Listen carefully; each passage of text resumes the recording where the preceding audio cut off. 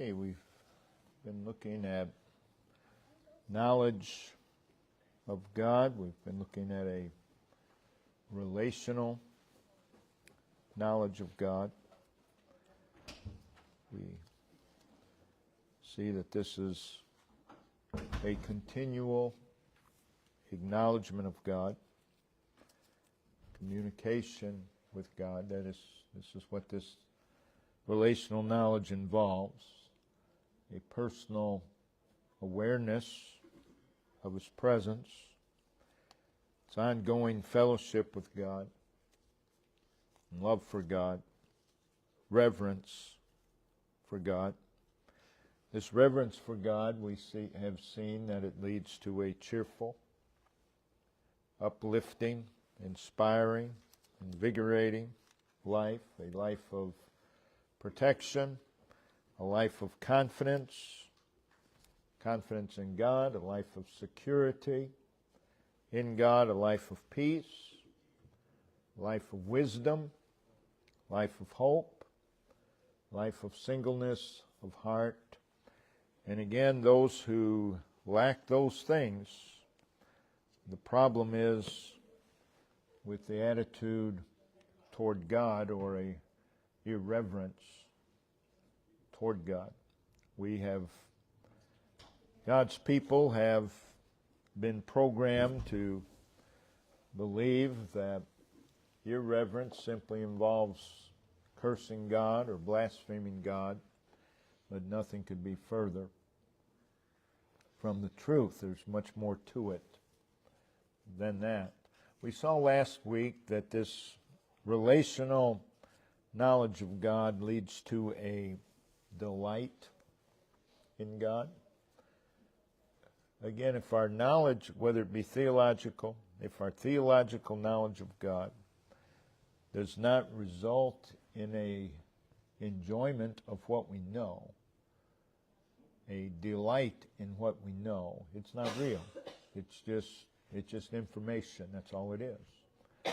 So a true theological knowledge of God, of course, is going to lead to this delight in God, which is a gladness in God. It's refreshment in God. It's fulfillment in God. It's an enjoyment of the Lord. In Psalm 37, verse 3, we're told to trust in the Lord and to do good. Trust in the Lord. Do that which He commands. Delight thyself also. That is in addition to trusting, in addition to doing. Delight thyself also in the Lord. It's a joy in God. Enjoying God. We are to enjoy what we know of God, but more importantly than that, it is an enjoying of God.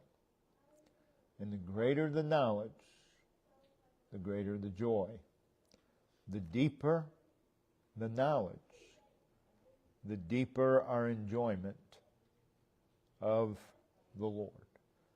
There aren't many of God's people that really truly enjoy God. They may enjoy some things about God, but we're talking about enjoying God. And again, that increases as our knowledge, as our theological knowledge deepens, as our relational knowledge deepens. The more we enjoy God. Now there are people in our lives, you may enjoy them until you get to know them. And the more you know them, the less you enjoy them. But that's not so with God. The more you know God, the more you enjoy God. And who we enjoy in life says much about our life, says much about our condition. And so it is with God. So we are to delight in God. And it says there in verse 4, and he shall give thee the desires of thine heart. So we have delight, we have desire. He shall give thee the desires of thine heart. He's talking about the person who delights in God. He shall give thee. So, what are the desires of the person who delights in God? Are they desires contrary to God? No. They're desires that align with God. And because of that, God gives them the desires of their heart. So we see their heart delights in God. Their heart then desires God. So this relational knowledge of God involves desire for God. And that's followed by the promise. He shall give thee the desires of thine heart. So delight and desire are linked. Is it not so in our everyday life? What we delight in, we desire. We don't desire what we don't delight in. We delight in something, we desire that object. So it is with the Lord. So we can measure, since this desire and delight are linked, we can measure our delight by how much we desire God, because the two are linked. So the foundation is delight, and that leads to a desire. But again, the foundation of delight is knowledge, a true knowledge of God. So, the greater the delight, the greater the desire. They cannot be separated. So if a person lacks a desire for God, the problem is not in the desire, the problem is in the delight, which takes us back to reverence for God. Takes us back to our knowledge of God. So to delight or to desire, again, is the expression of our delight. It's how we express our delight. We don't just express our delight with words. Our delight is expressed by our desire. So if we delight in God, we desire God. Notice in Psalm 73. Psalm 73, verse 25.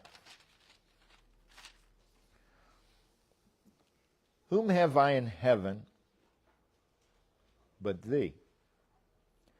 And there is none upon earth that I desire beside thee. He was the psalmist Asaph. He was his greatest delight. It was his greatest delight. His greatest desire. It was his greatest desire because he was his greatest delight. Whom have I in heaven but thee? And then he says, there's none upon earth that I desire beside thee. So what we delight in, we desire. That's a very simple truth. We desire what we delight in. And those two, delight and desire, are never separate. They're never separate from an ongoing knowledge of God. If you get stuck in just a fundamental knowledge of God, that's what the writer of Hebrews rebuked the Hebrews for. They should have moved on, but they didn't. That diminishes desire. So again, these two go together. Now, desire is our inclination. We are inclined toward what we delight in. That's our inclination. I am never inclined to, driving down the road, man, I've got to stop at the fabric store. I have never been inclined in that direction. Why? Because I have no delight in it. I have no joy in it. None. So our desire is our inclination. Our delight moves us in a direction. It inclines us. It's our aspiration. It's not only our inclination, it's our aspiration. It's our yearning. It's our yearning. How much yearning do we have for God? Well, that depends on how much we delight in God. And that goes back to what we truly know. Our knowledge of God. It's a longing. It's an eagerness. An eagerness. Again, look around. There's not much eagerness for the person of God. And I'm talking about the Lord's people. It's passion.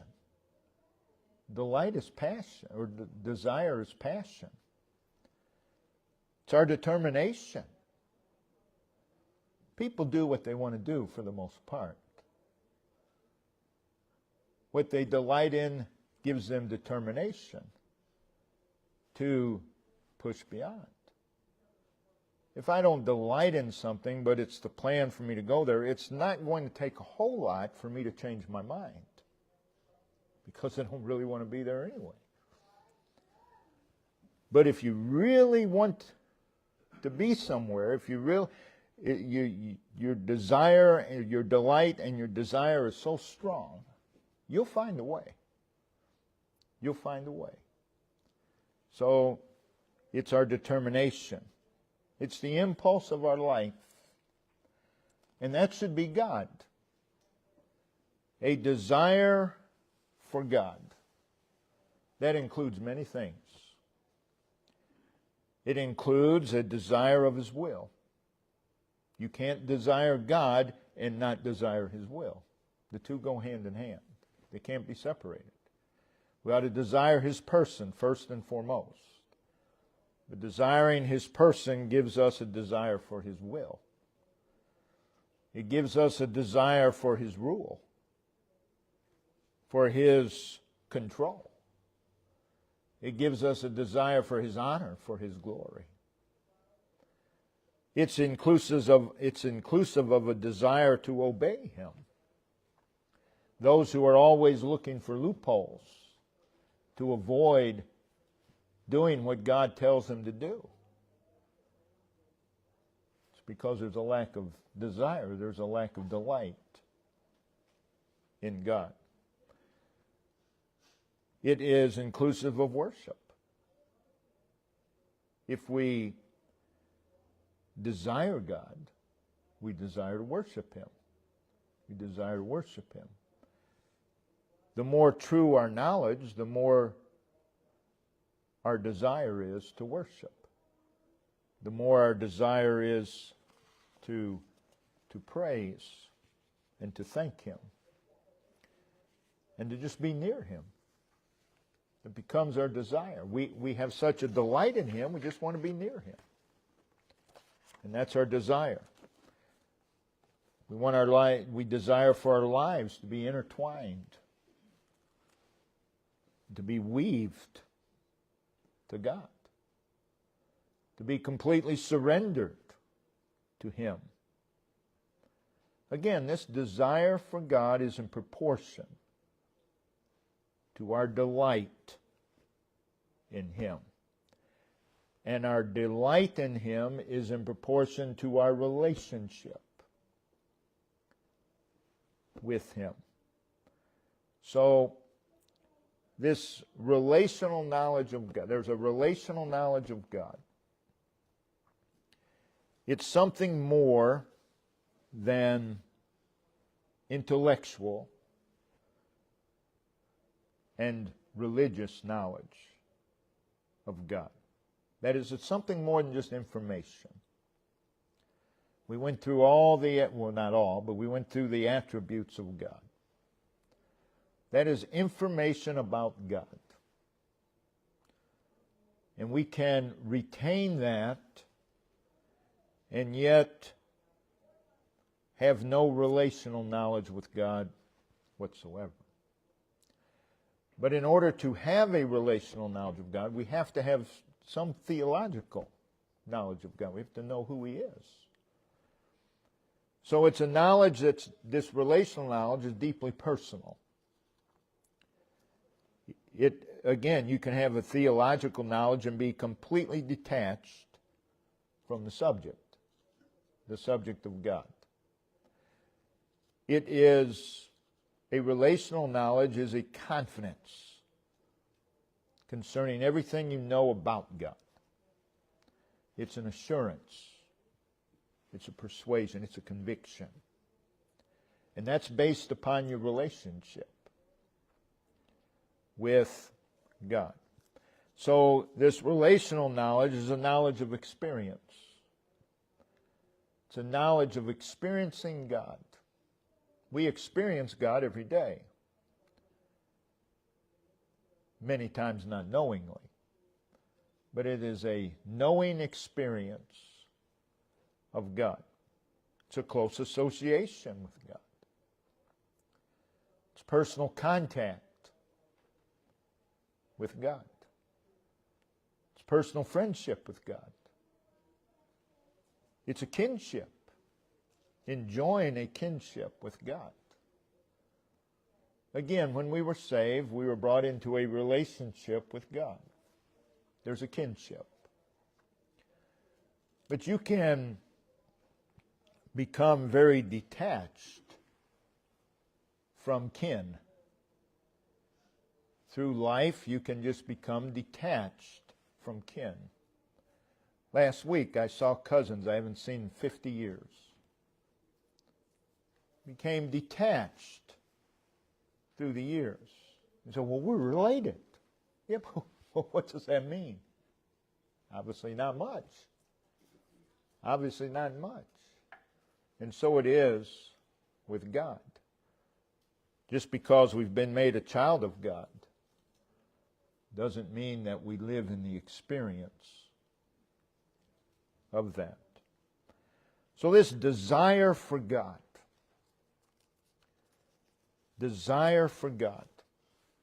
in Psalm 42,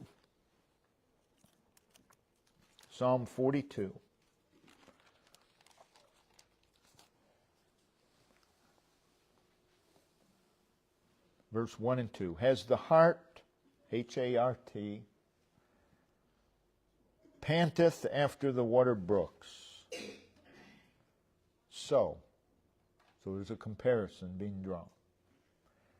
Panteth my soul after thee, O God. And then he goes on to describe this. My soul thirsteth for God. Just as that hart, that deer, panteth after the water brooks, my soul thirsteth for God. Today, many of God's people would have to say, my soul thirsteth for, and you can put anything other than God there. And that would be truthful. He says, my soul thirsteth for God. This God is the living God. When shall I come and appear before God? There's a desire for nearness to God. Psalm 63. Again, these are familiar verses. Psalm 63.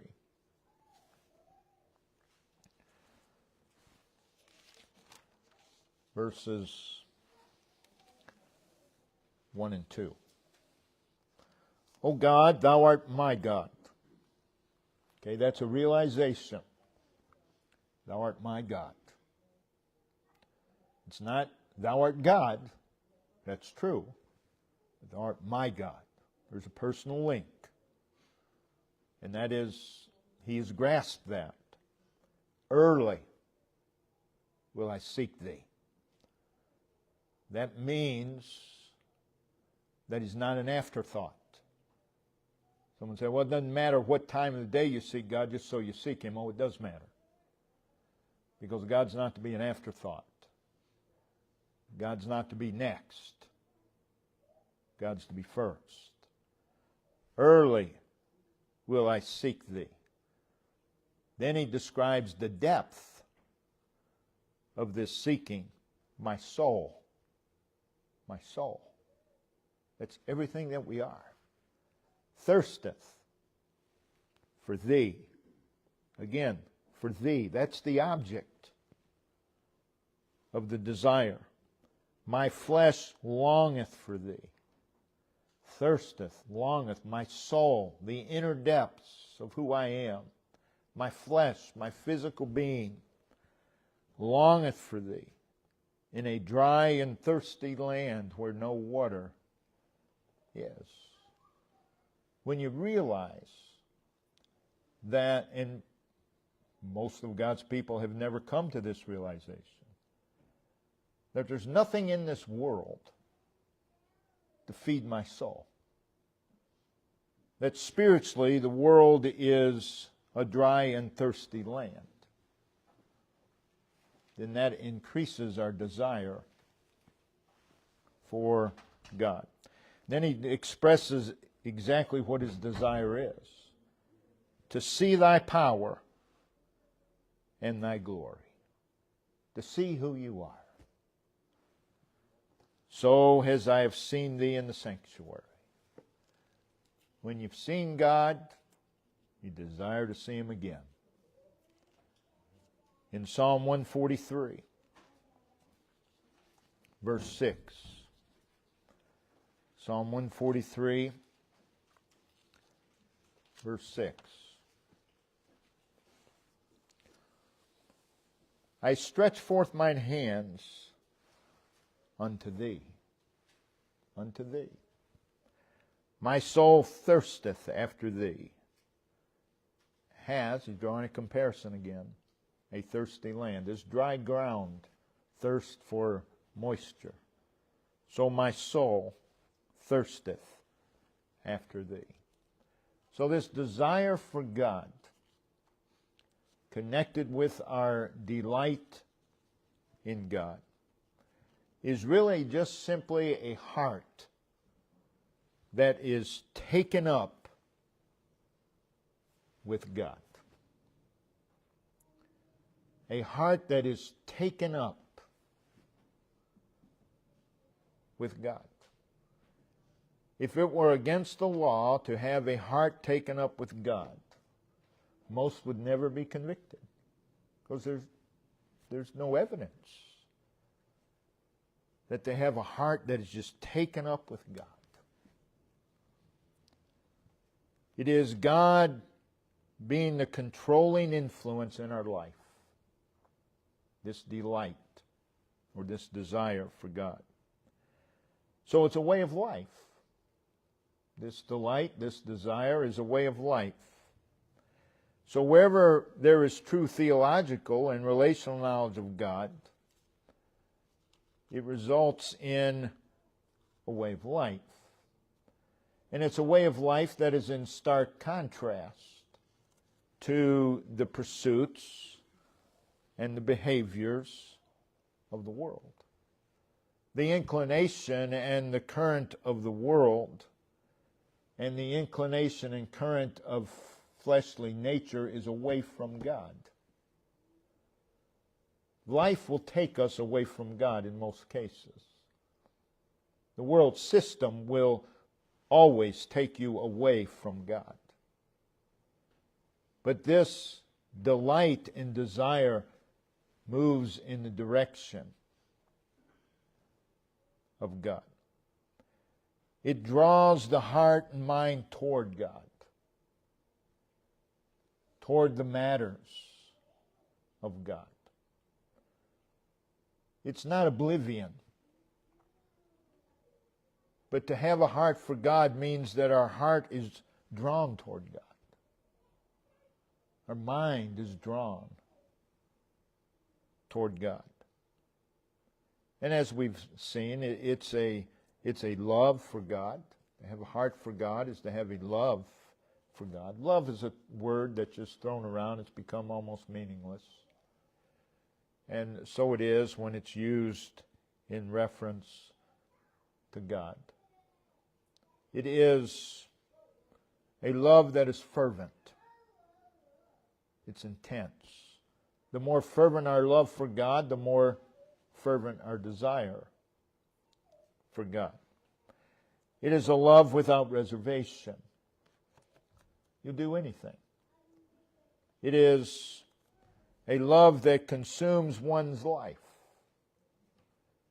causing them to be willing to give all, to endure all, to go all the way. That's what this desire for God is. It's based in a love for God. Again, a love that continually draws us to Him, continually moves us toward Him. It is He that thrills our soul. It's this kind of love that we're talking about. It's a love that makes Him the interest of our life. He's the interest of our life. We have many interests. But the greatest interest ought to be God. And all other interests are subordinate. He is our interest. That means He's the priority. He's the meaning of life. What is the meaning of our life? What is the core? What's the goal? What's the aim of our life? What's the direction of our life? Again, we say it all the time that we need to check every day, several times a day, where you're headed. What direction are you moving? What direction is your mind moving? What direction are your feet moving? You need to always be checking that. Because you're going somewhere. Every single day. And in reality, it's either closer to God or further from God. But this desire for God keeps us moving in the direction of God. It's a seriousness about God. Again, He's not an afterthought. It's a seriousness about God. It's a desire that causes us to lean upon Him and to depend upon Him and to feed upon Him, to be set apart, to be surrendered, to be willing for Him. It's this heart for God that will make us humble, will make us teachable, will make us sensitive to God. It'll keep the heart soft. To desire God, delight and desire God will keep the heart soft, it'll keep it pliable, it'll keep it pure, it keeps it willing. The heart for God keeps priorities right. As long as God's in the right position, priorities will be right. As soon as He's out of position, priorities are wrong. It's very simple. There's nothing difficult about it. This heart for God will fortify the mind. We have problems with our minds, every one of us. This has a tendency to fortify the mind and revives the spirit. It gives us enablement and peace. It causes us to ascend spiritually, again, to move in the direction of God. And as we've said many times, a heart for God will keep all the clutter out of your life. It'll keep it all out. Keeping God in the right position keeps the clutter. Keeps it all out of our life. Because our lives are very cluttered. It'll spare you. A heart for God will spare you a life of wandering. It'll spare you a life of emptiness. It'll spare you a life of defeat. It'll spare you a life of bondage and exasperation. It'll spare you from your life becoming chaotic. Just this heart for God. It keeps us from becoming entangled in the allurements and the spell of the world and the times. Keeps us from self-indulgence. Keeps us from self-will. Keeps us from self-seeking. Keeps us from self-righteousness. You can't be self-righteous and have a heart for God. A heart for God will always move us nearer to God. That's what this desire is to do. Where do our desires take us? Do our desires take us near to God, or do our desires take us further from God? Gives us a desire to live near to God. Not just to draw near occasionally, but to live near to God, which is a place of togetherness with God. It's a place of identification with God. Nearness to God is a place of communion with God. It's a place of interaction with God. That should be our life. And it will be if our desire is what it ought to be. It's a place, nearness to God is a place of greater knowledge of God, which leads to greater delight, which leads to greater desire.